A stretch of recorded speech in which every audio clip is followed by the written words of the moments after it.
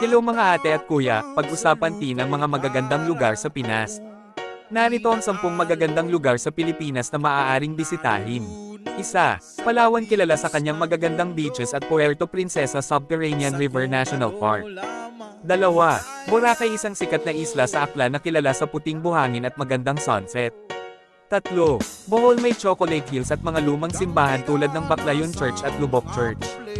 4. Baguio, kilala sa malamig na klima at sikat na strawberry farm. 5. Batanes, may magandang tanawin ng burol at dagat, pati na rin ang kulturang Ivatan. 6. Siargao, isla na tanyag sa magagandang alon para sa surfing at ang mangrove forest ng Del Carmen.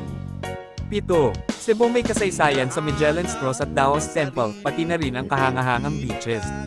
8. Davao, tahanan ng Mount Apo at may malalaking fruit markets tulad ng Bangkerohan Public Market.